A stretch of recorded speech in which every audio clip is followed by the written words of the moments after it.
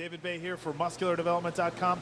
We're in Miami for the 2014 NPC Nationals, hanging out here with somebody you guys know very well, John Meadows himself. John, you know, we all know that, that when you see pictures online, they don't always tell the story of what you're going to get on stage.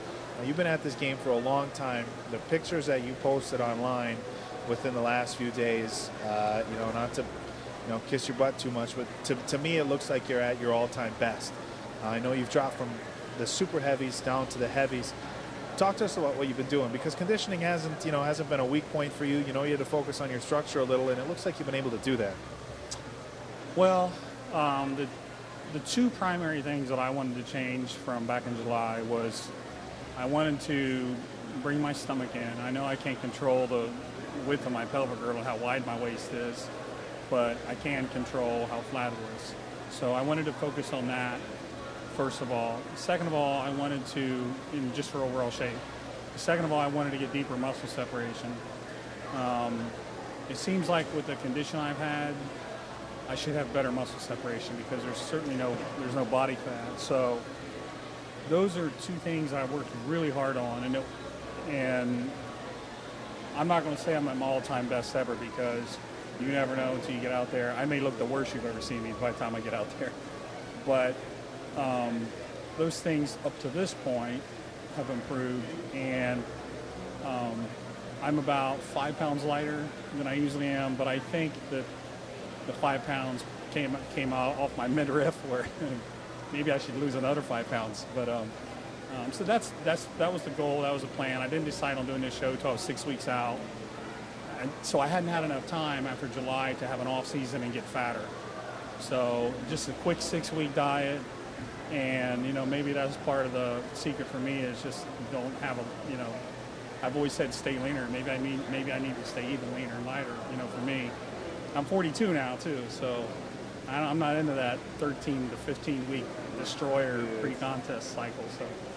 Now, there's a lot of talk. There's some guys, notably, when I talk about separation versus conditioning, Jose Raymond comes to mind. One of these guys where he's got paper-thin skin, vascularity in his thighs are second to none. Not that deep muscle separation that we see with some of the other guys. And there's a lot of talk, that's something that's genetic, something that can't be changed. And I know you're, one of the most well-respected coaches, and you do this as a business, can't give away too many things. But, can you give us a little bit of insight as far as, some of the things that you wanted to focus on to try to help bring out that separation? Well, I wish I could sit here and tell you I had the magic answer, but the truth is I don't have the magic answer. I think there's a lot of things in play here. I think what you're doing supplement-wise has some play here, in terms of how watery or where water is going. I think a lot of times you get lean, but if you stay lean, it seems like you get a little more crisper look to your body.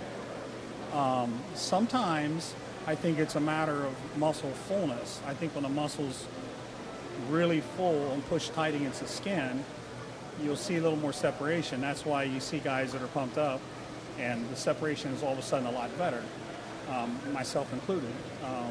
So man, I wish I had the magic answer. I would tell you if I knew it, but I think it's a combination of factors, and I think ultimately you just kind of have to try to figure out what works for you. I think for me, being in a lighter body weight I started my diet at about 221, 6 weeks out. I went up to 227, and I just weighed in at 221. So, so we're talking, and I from our previous interviews, I know that you don't go a lot over your contest weight, but this year we're talking, 6-7 pounds at the most. Yeah, and again, I finished competing in July, and after I compete, I train. I take it easy training. I train, but not hard, and I don't like to eat.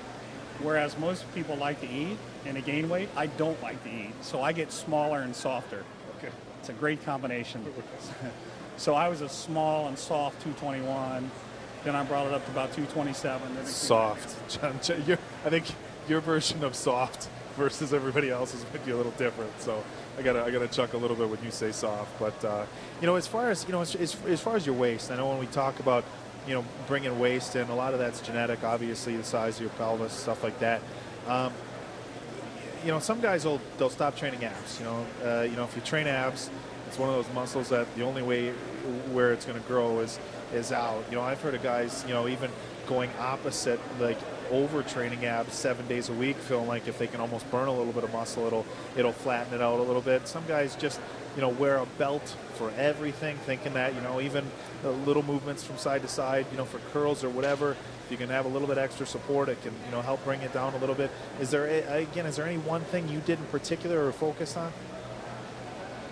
Well, I actually trained my abs more, so I had better control of the muscles. You got to remember, with me, my abs are held together by stitching, literally. So my neurological connection to my abdominal muscles isn't the best. And for 9 years now, it hurts if I overdo abs. It physically hurts, and not in a good way. So I did like sets of 6 to 8 of leg raises. Anytime I would do 12, 15 reps, it just felt like somebody had a knife in my stomach. So I've actually done more abs, but for me, what I figured out was I just had to do a lot less reps just because of the surgeries I had. But so for me, training them more gave me better control over them, and I can pull them in and hold them in a lot better now. I think, I think all the examples you gave are all probably pretty valid for different people. But wearing a belt all the time, I do that just for my lower back. That didn't help. Not training them, that didn't help. So for me, I think it was a good move to just train them a little bit more, so I had more control over them. Welcome to bodybuilding, man. Nothing that works for one guy is necessarily going to work for the next. Well, no, and I appreciate the input. Anytime I can get John on the mic, it's almost like I want to do my own like little Q&A, like pull them aside. Oh, what about this and this and this, and pick your brain. But I know you got other stuff going on.